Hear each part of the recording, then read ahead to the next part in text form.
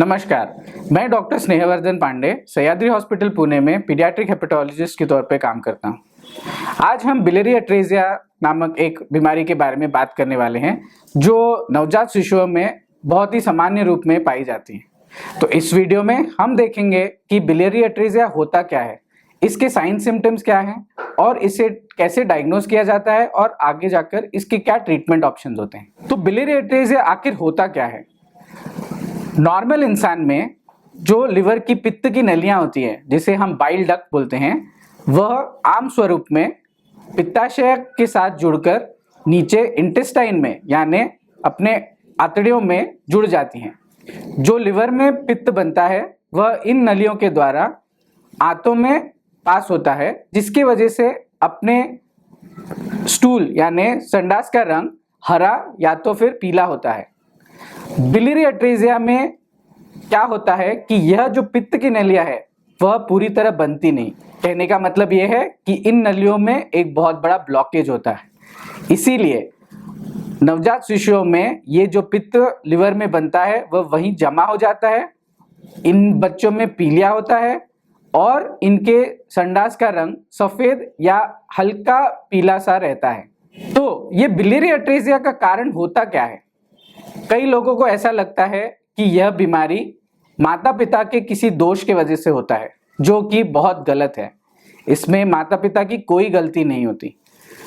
ऐसा कह सकते हैं कि बनावटी जिस दौरान इन पित्त की नलियों का डेवलपमेंट होता रहता है, उसी दौरान किसी कमजोरी या किसी प्रोग्रामिंग एरर के वजह से ये नलियां पूरी तरह बन नहीं पाती और इसके वजह से ये बीमारी होती है। बिलियरी अट्रेसिया को डायग्नोज करना बहुत ज़रूरी होता है, क्योंकि यह जो पित्त लिवर के अंदर जमता जाता है वो बहुत ही जल्दी लिवर को ख़राब कर देता है। 3-4 महीने के अंदर ही यह लिवर को पूरा कड़क बना देता है, जिसके बाद ट्रीटमेंट ऑप्शंस बहुत ही कम रह जाते हैं। तो ये बिलियरी अट्रेसिया बीमारी को डायग्नोज कैसे किया जाता है? एक अल्ट्रासाउंड द्वारा एक एक्सपीरियंस सोनोलॉजिस्ट बिलियरी अट्रेसिया को बहुत ही आसानी से डायग्नोज कर सकता है। अल्ट्रासोनोग्राफी में पित्त की नलियां बनी हुई हैं कि नहीं और वह नीचे आंतों में खुल रहा है कि नहीं, ये देखा जा सकता है, लेकिन इसे एक एक्सपीरियंस सोनोलॉजिस्ट ही डायग्नोज कर पाता है। ब्लड टेस्ट में भी इस बीमारी का कुछ आइडिया लग सकता है। लिवर बायोप्सी एक ऐसी जांच है जो इन बच्चों में बहुत ही कॉमनली करना ज़रूरी होता है, क्योंकि इस बायोप्सी में हमें यह भी पता चल जाता है कि बीमारी का डायग्नोसिस क्या है और लिवर में कितना डैमेज हुआ है, यह भी इस डायग्नोसिस में, इस टेस्ट में पता चलता है।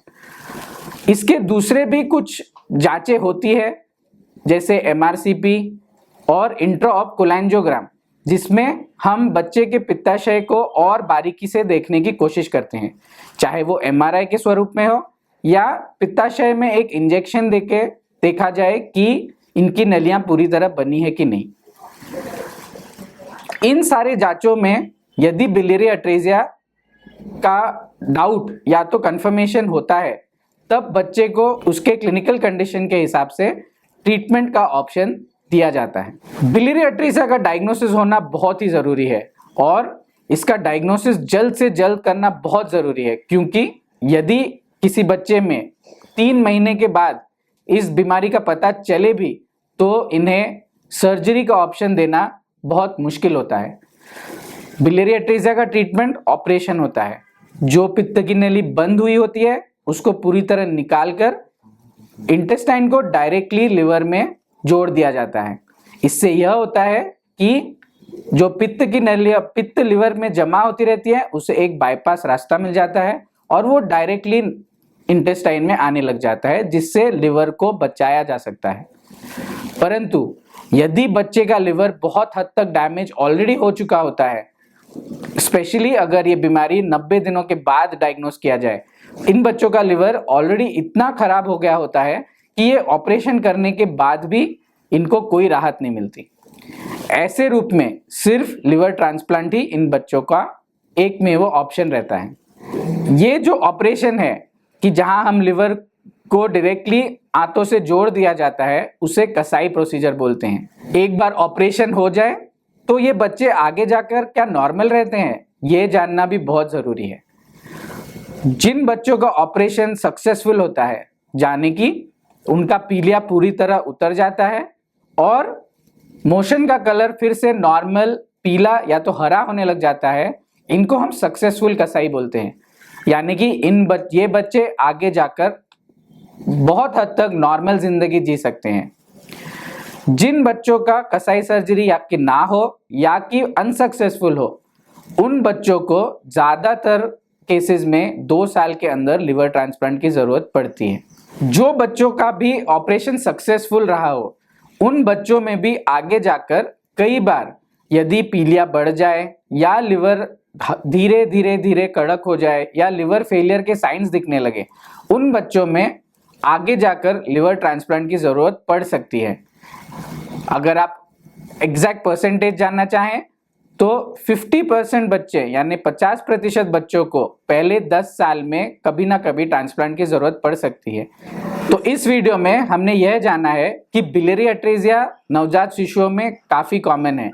यह नवजात शिशुओं में जॉन्डिस, सफेद रंग की लैट्रिन और लिवर में सूजन के स्वरूप में प्रेजेंट करता है। इसका डायग्नोसिस करना बहुत जरूरी है ताकि इन्हें उचित सर्जिकल ऑप्शन दिया जा सके। इसके लिए यह जरूरी है कि माता पिता बच्चों में होने वाले पीलिए पर ध्यान दें और यदि आपके बच्चे में सफेद या हल्के पीले रंग का मोशन हो या संडास हो तो अपने पीडियाट्रिशियन को या अपने पीडियाट्रिक हेपेटोलॉजिस्ट को जरूर सूचित करें। तो यदि आप बिलियरी अट्रेसिया के बारे में या बच्चों में होने वाले अन्य लिवर की बीमारियों के बारे में और सूचना चाहें तो आप नीचे गए कॉन्टैक्ट नंबर पे कॉन्टैक्ट करें या तो कमेंट बॉक्स में अपने क्वेश्चन जरूर डालें। हम कोशिश करेंगे कि हम आपके प्रश्नों का उत्तर सही तरह से दें। धन्यवाद।